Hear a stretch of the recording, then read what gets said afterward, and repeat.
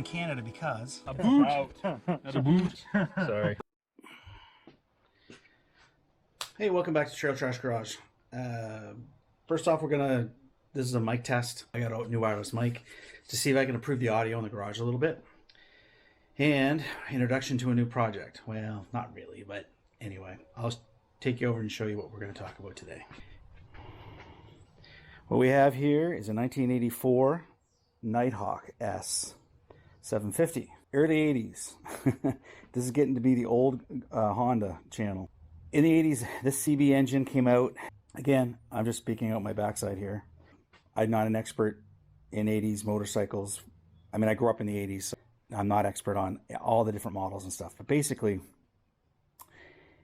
that engine is a CB 750, and that came in a couple different configurations. Early on in the 70s, they brought out the 750 single overhead cam, and it changed the motorcycle world. You've probably seen that on multiple channels. In 1979, it was updated from the single overhead cam to the double overhead cam. The 750 remained in the lineup, and I don't know if they made a smaller one. I think they made a 650 too, and I don't know whether they sleeved it or shortened the stroke or whatever they did. And of course, there was a 900 version of that engine as well, and that was in the CB 900. Here in Canada, I really only have seen the custom, which is a low seat height. I haven't seen a CB 900 F or a sportier model. It always seems to be the custom. Maybe they made it. Now, the interesting fact about these bikes, though, is in the United States, the Nightwawk S is a 700, not a 750, because in the 80s, Ronald Reagan made an embargo against, or a cap, I guess, on imported motorcycles to keep them at 700 cc's or under.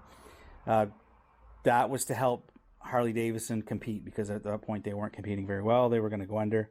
I don't think they were owned by Willie G at that point. I think it was AMF, American Motor, something anyway.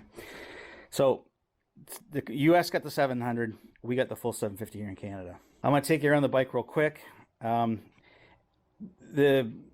Kijiji ad, or what was it, Kijiji, which is our Craigslist, or I'm not sure if it was that or if it was Facebook Marketplace, but anyway. The pictures looked really good, but if you get in close here, you can see that there's bubbles all through the paint. That looked like maybe it was put on with a brush, which I would never do, right? It's got a small oil cooler.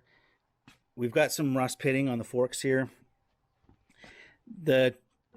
Interesting enough, a lot of these bikes, like the Interceptor 2 that we're going to get into, not today, but in later videos, they had Honda use a 16-inch front wheel just to kind of keep the steering fast, make the steering really light, and it worked for the most part. They handle really well, but finding rubber for 16-inch front tires is extremely hard. And this guy, the previous owner here, went with a 120/80 16, I guess, because he couldn't find a 110. And it's too wide, and it's rubbing on the fender. So he's got like zip ties here holding stuff, trying to hold the fender. Anyway, it's pretty janky. The rubber's perished everywhere. There's cracks all through that. We're going to have to try to clean that up. It does have stainless lines, which is pretty cool. All the fasteners are rusted, sitting in a barn. The blinkers they're not bad, actually. This one over here is not good. Like that. Like, is that not janky or what? Looks like old heated Oxford grips that they just chopped the wires off of.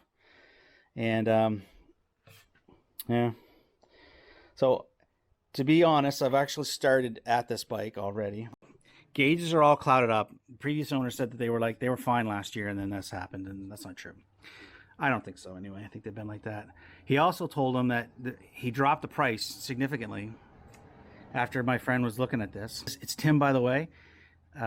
He's the one with the DRZ, the one we couldn't get to spark. He sold that bike and picked up a road bike, this one.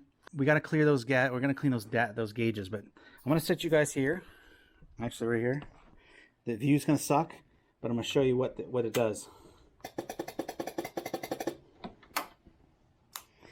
Now, you would think that that's the solenoid going off, but it's not. I mean, it is a solenoid clicking. But the reason it's clicking isn't because it's bad. It's clicking because the starter's messed up. And I know that because I've already been into it. I didn't end up filming it just and I kind of regret it. I kicked myself in the butt because it might have been an interesting video.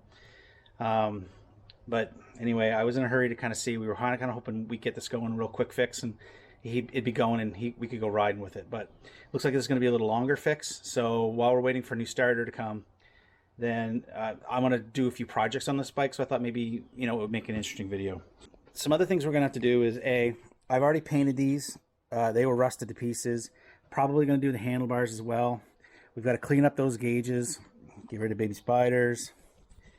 We're going to not polish, but we're going to take these off, and we're going to give them a cleanup. I actually did that the other day just to kind of see. These were chrome, but the middle two aren't chrome. I guess Honda did that to save money or something. I don't know. Anyway, they were rusted beyond repair. Now, the biggest thing is right here. I'm going to take the side panel off. If you look, that is on-off fuel reserve. But this is not the right petcock. I don't know what, they've jerry-rigged something there. So they've got a fuel valve shut off here, and this weird ass petcock. Yeah, I don't know. We got to do something with that. He has the original. Apparently Honda riveted it on so they couldn't clean it, is what they said. Where the little face is riveted, you can't get the... You can still... I think you can still... No, maybe you can't. Never mind. Doesn't matter. We'll know when we see it. So there's also some... Looks like some crash damage here. So we're going to clean that up. Make it look more like this.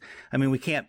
I mean, short of aluminum welding, we can't really build that back up. So I'm just going to shave it and make it look okay. So it will bump start. So basically what we're going to do here is we're going to do a little cleanup on it, okay? We're going to paint a few things, just the black stuff.